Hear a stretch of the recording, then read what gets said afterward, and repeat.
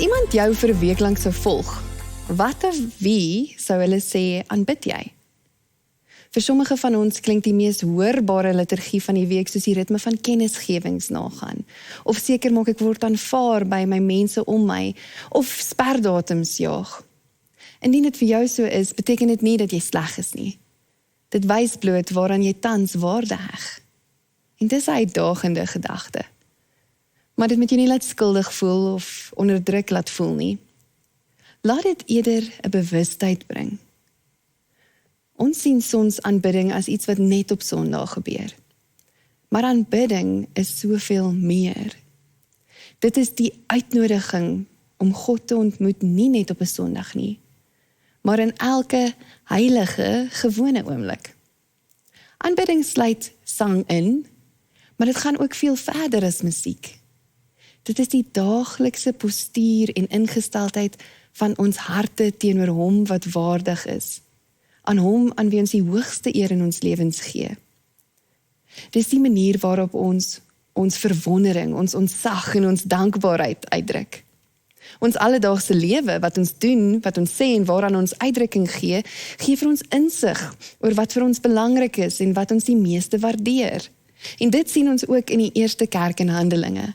Hulle aanbidding, hulle lofliedere saam en by die ys, hulle mededeelsaamheid, hulle toewyding, hulle bereidheid om te luister en te leer, hulle lewenswyse, wys vir ons wie hulle aanbid het, aan wie hulle die hoogste waarde toeskryf.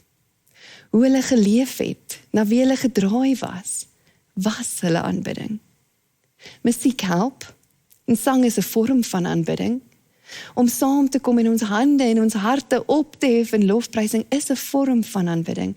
Maar die verskillende vorme van aanbidding is nie die aanbidding self nie, dit lei ons tot aanbidding. Richard Foster skryf oor dissiplines wat ons help om oop te maak vir die teenwoordigheid van God. 'n Geestelike praktyk of 'n dissipline is 'n doelbewuste gewoonte, herhalend, wat ons oopmaak vir God se teenwoordigheid en ons vorm om meer voluit volgens sy wil te leef. So Foster moedig gemeenskaplike, kleingroep en persoonlike aanbidding aan. Of jy nou rondom 'n tafel in 'n sitkamer bymekaar kom, saam eet saam met jou lewensgroep of gesin, of alleen na sonsopkoms kyk, dalk terwyl jy met vakansie is. Elkeen van hierdie oomblikke bied 'n geleentheid om God te aanbid, om dankbaarheid en ontzag vir hom uit te druk. So, terwyl ons erken dat daar verskillende vorme van aanbidding is, kom ons vra saam, hoekom aanbid ons? En hoekom is dit so 'n pertinent deel van die gesonde funksionering van die eerste kerk? Wel, eerstens, aanbidding heroriënteer ons. Ons natuurlike ingesteldheid pas goed met moderne tendense, wat alles sentreer rondom die selfoptimalisering, selfuitdrukking, selfhelp en soms dikwels selfs ten koste van ander of die groter geheel. En wanneer hierdie tendens te ver gaan, sit ons vas in wat ons ekkigheid besluit nodig is vir ons geluk en sukses. En met ekkigheid bedoel ek die self wat ons bou om belangrik, in beheer of waardevol te voel, apart van God. Dis die stem in ons wat sê, ek moet myself beskerm, ek moet myself bewys, ek moet myself bevorder. En ekkigheid kan maklik die valse self bevorder. Een wat aandag vra en tap, maar nooit rus bring nie. Die self word dan die afgod wat ons aanbid. En dis 'n God wat nooit tevrede is nie, wat uitput, wat uitbrand, wat leeglaat. Dit laat ons glo dat alles wat ons nodig het vir betekenisvolle bestaan uit onsself moet en kan kom. En ons jaag dan altyd wat goed voel en is op die ou einde so uitgeput of eensaam. En hierdie tendens lyk nie altyd dramaties nie. Dit kan net wees dat ek op my manier aandring, of net fokus op wat aan my behoort, of my waarde meet aan ander en sê ten minste is ek nie soos hy nie. Dis subtiel, maar is tog ook aanbidding, net in die verkeerde rigting. Wanneer ek die belangrikste en enigste persoon in my eie storie word, word alles anders, werk, status, gemak, selfs verhoudings. Alles word dan klein afgoedjies wat rondom die self wentel. En wanneer ons dit, daardie self, ten alle koste beskerm en aanhang, volg vrees en angs dikwels. Dit hou ons daarvan terug om die mooi en die goeie lewe wat God gee, vrylik te kan geniet. Maar dit hoef nie so te wees nie. Die praktyk van aanbidding kan ons heroriënteer. Dit plaas God terug waar hy hoort in die sentrum van ons lewens. Kyk hoe die eerste kerk geleef het, in Handelinge 2. Hulle het almal elke dag getrou by die tempel bymekaar gekom, van huis tot huis die gemeenskaplike maaltyd gehou, hulle kos met blydskap en in alle eenvoud geëet en God geprys. Die hele volk was hulle goedgesind, en die Here het elke dag mense wat gered word by die gemeente gevoeg. Jesus was die middelpunt van hulle lewe. Hy het in en om hulle gewerk en hy het voorsien. Wanneer God sy regmatige plek inneem in ons lewe en in ons gemeenskap, val dinge in plek, selfs al is dit steeds moeilik. En dit is asof daar 'n las van ons skouers afval, om aanvaar te word, om betekenis te vind, hang nie af van wat ek doen, of wat ek bereik nie. Ek is nie die wingerdstok nie, en ek hoef ook nie te wees nie. Ek is die loot wat aan die wingerdstok gekoppel is. Daarom kan ek nie stil bly nie, daarom aanbid ek hom, daarom gee ek oor, want as God sentraal in my lewe is, hoef ek nie meer my eie bron te wees nie. As ek erken dat ek hom nodig het, en dat ek hom lief het vir wie hy is en wat hy doen, groei daar iets binne in my, 'n vreugde, 'n dankbaarheid, iets wat ek moet uitdruk. En soms is dit in sang, soms is dit in beweging, en dalk is dit soms, soos in baie van die psalms, Psalm 95, kom, laat ons jubel tot eer van die Here, laat ons juig oor die rots by wie ons redding vind, laat ons na hom toe gaan met lof, laat ons hom toejuig met lofsange, want die Here is die magtige God, die groot koning oor al die gode. Die dieptes van die aarde behoort aan hom, die kruine van die berge is syne, die see is syne, hy het dit gemaak, sy hande het die land gevorm. Kom ons val in eerbetoon voor hom neer, kom ons buig, kom ons kniel voor die Here ons Skepper. Hy is ons God en ons is sy volk, sy kudde, sy skape, deur sy hand versorg. Ons aanbid hom vir wie hy is en vir wat hy doen. En dit maak sin om hom te aanbid. Waar ons eindig, is hy oneindig. Waar ons gebroken is hy volmaak. Waar ons dwaas is hy wys. Waar ons tekort het, is hy genoeg. Waar ons selfsugtig is hy onselfsugtig. Waar ons hardkoppig is hy geduldig. Waar ons kleinlik is hy genadig. Aanbidding maak ons vry om die rol te speel waarvoor ons gemaak is. Volgelinge van God, nie selfaangestelde gode van ons eie lewens nie.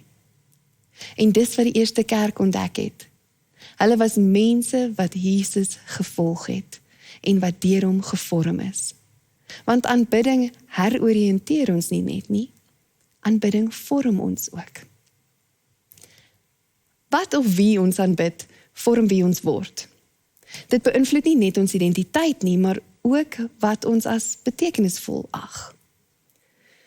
Dit is hoekom Paulus so ernstig was daaroor in sy briewe aan die vroeë kerke.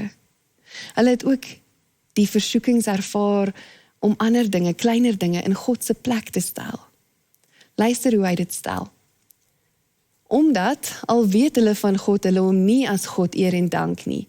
Met hulle redenasies bereik hulle niks nie, en deur hulle gebrek aan insig bly hulle in die duister. Hulle gee voor dat hulle verstandig is, maar hulle is dwaas. In die plek van die heerlikheid van die onverganklike God, stel hulle beelde wat lyk soos 'n verganklike mens, of soos voëls of diere of slange. Dit is hulle wat die waarheid van God verruil vir die leuen. Hulle dien en vereer die skepsel in plaas van die Skepper. aan wie die lof toekom vir ewig. Amen. 'n ander vertaling sê, and all this because they traded the true God for a fake God and worshipped the God they made instead of the God who made them, the God we bless, the God who blesses us. So kom ons vra onsself eerlik af, waar het ons die lewende God verruil vir 'n kleiner, meer hanteerbare weergawe van die waarheid? Watter geskape dinge of wêreldse dinge is besig om ons identiteit stil te vorm? Wanneer ons dinge soos sukses of voorkoms of aanvaarding begin aanbid, dan begin ons dit weerspieël. Ons raak angstig, gedrewe deur prestasie, bang om deur mekaar of blootgestel te lyk. Maar wanneer ons die God aanbid wat ons gemaak het, begin ons weer onthou wie ons werklik is. Ons is geliefd, gekies, gestuur. In aanbidding ontmoet ons God soos hy is. Nie net soos ons hom graag sou wou hê nie. Dis 'n ware ontmoeting, 'n ware gesprek, en hier word ons weergawe van die waarheid uitgedaag wanneer ons in sy teenwoordigheid kom. Al die maniere waarop ons hom kleiner gemaak het, hom beperk het tot wat ons verstaan, of hom probeer beheer het vir ons behoeftes, word hier duidelik uitgewys. En wat dan gebeur is nie verwerping nie, maar vorming. Nie verwyte nie, maar verandering. Ons dwaasheid word nie gestraf nie, ons word gevorm. Ons selfsug word nie verwyd nie, ons word gelei en ons word geleer, want ons word ontmoet deur die ware God. En ons word in perspektief geplaas. Klein, ja, maar ook ongelooflik kosbaar voor 'n magtige God. Soos die psalmskrywer vra, wat is die mens dan dat u aan hom dink? Die mensekind dat u na hom omsien. In aanbidding word daardie verwondering weer wakker in ons. Dit verander ons. Dit help ons groei in nederigheid, in vertroue, in oorgawe. Ons waardes, waaraan ons waarde toevoeg, begin verander. Ons prioriteite word hersien. Selfs ons beginpunt, hoe en waarom ons leef, word anders. En iewers tussen ons beperkte, nie altyd so perfekte liedere en ons onvolmaakte pogings om hom eer te gee, ontmoet hy ons, net daar waar ons is, soos ons is. In ons gebrokenheid bring hy sy volheid, in ons beperktheid bring hy sy teenwoordigheid. En daar waar hy ons vorm, draai hy ons nie net na hom toe nie, maar ook na mekaar toe. Hy draai ons na sy liggaam. Aanbidding wortel ons ook. Aanbidding vorm ons nie net persoonlik nie, dit verbind ons weer met mekaar, wanneer ons saam aanbid. Want as ons op ons eie is, kan dit maklik gebeur dat selfs geestelike groei bloot net om onsself begin draai. Maar aanbidding roep ons terug in verhouding met God en met mekaar. In 'n wêreld vol gebrokenheid en eensaamheid, word aanbidding 'n manier om weer gewortel te raak. Nie net in geloof nie, maar ook in mekaar. Die eerste kerk het nie alleen aanbid nie net alleen aanbid nie. Hulle liedere, hulle gebede, hulle etes, dit was gedeel. Aanbidding was nie beperk tot die tempels of tot die vasgestelde liturgielyste nie, dit het deur huise gevloei, oor tafels, deur saam leef. En Paulus sê iets soortgelyk in sy bemoediging aan die gemeentes. Hy sê, en die vrede wat Christus gee, moet in julle lewens die deurslag gee. God het julle immers geroep om as lede van een liggaam in vrede met mekaar te lewe. Wees altyd dankbaar. Die boodskap van Christus moet in sy volle rykdom in julle bly. Leer en onderrig mekaar met alle wysheid. Met dankbaarheid in julle harte moet julle psalms, lofgesange en ander geestelike liedere tot eer van God sing. En wat julle ook al sê of doen, sê en doen dit alles in die naam van die Here Jesus en dank God, die Vader, deur hom. Amper asof Paulus sê, hier is iets belangrik om te besef, kom by mekaar, aanbid saam, hou vas aan die waarheid van die skrif en laat vrede jou hart vul en wysheid jou vorm. Laat dankbaarheid jou volmaak en oorloop, laat dit oorloop in jou, in liedere in. Sing, gebruik jou stem, druk uit wat in jou hart leef. Hoekom? Is persoonlike gebed en aanbidding dan nie genoeg nie? Dit is juist nodig, ja. Maar daar is sekere geskenke wat jy juist ontvang, soos wat jy saam met die liggaam van Christus aanbid. Jy word uit isolasie getrek en ingetrek in geborgenheid. Jy behoort, omdat ons dieselfde Jesus aanbid en hom eer vir alles wat hy doen. Ons hoor mekaar se harte in saam sing. Ons sien mekaar se gesigsuitdrukkings wanneer ons hom die hoogste waarde toevoeg met woorde en dade van lof. Wat hy in jou lewe doen, bemoedig my. En wat hy in myne doen, wys jou dalk 'n kant van hom wat jy nog nie gesien het nie. As ons hom eerste plaas in ons persoonlike en in ons gemeenskaplike lewe, word ons saamgebind, gewortel in hom as sy liggaam. Nie gewortel in 'n projek wat tot 'n einde kom, of 'n saak wat sy vurigheid mag verloor nie. Nie gewortel in 'n persoon wat dalk net tydelik daar is nie. Ons is nie gewortel in 'n sekere kultuur, of 'n taal, of 'n styl nie. Ons is nie gewortel in 'n voorkeur of 'n tradisie nie. Al daardie dinge is sekondêr. Ons is gewortel in hom wat sin gee aan alles wat ons doen. In hom wat vrede bring. In hom wat wysheid gee. In hom waaruit alles wat goed is kom. In hom wat ons nader trek en sê, kom saam. Doen wat ek doen. Omdat aanbidding ons heroriënteer, ons vorm en ons wortel in gemeenskap, stuur dit ons terug die alledaagse in, maar dit trek ons ook in iets groter as onsself in. Aanbidding is persoonlik, maar nie net privaat nie. Dit is iets wat ons saam beoefen, oral waar gemeenskap gebeur. Of dit nou is in jou klein groep, of dit in jou kombuis is, in die WhatsApp stemnotas tussen vriende, in 'n moeilike gesprek met jou kind, of in 'n stil oomblik in jou kar, waar jy God naby aan jou voel. Aanbidding gebeur wanneer ons so saamkom en saam sing, soos vandag, aanlyn of in persoon, maar dit gebeur ook bloot wanneer jy die mens is wat God jou gemaak het om te wees. Dit eer hom, dit seën hom, wanneer jy die mens is wat jy gemaak is om te wees. So dan is aanbidding wanneer jy saam met 'n vriend bid oor die telefoon, wanneer jy by iemand inloer in 'n moeilike week, wanneer jy 'n ete deel en erken God het voorsien, wanneer jy agter die skerms dien, sonder om krediet te kry en om eer met jou gawes. Dit gebeur in huise, in groepsgeselsies, op bedieningsspanne, op skoolritte, by hospitaalbeddens, om koffietafels. Ons aanbid wanneer ons ruimte maak vir God en dan ook vir mekaar. En wanneer ons leef soos hy ons nooi om saam met hom te leef. Neem nou 'n oomblik. Waar het jy hierdie week dalk al aanbid sonder om te besef dat jy aanbid het?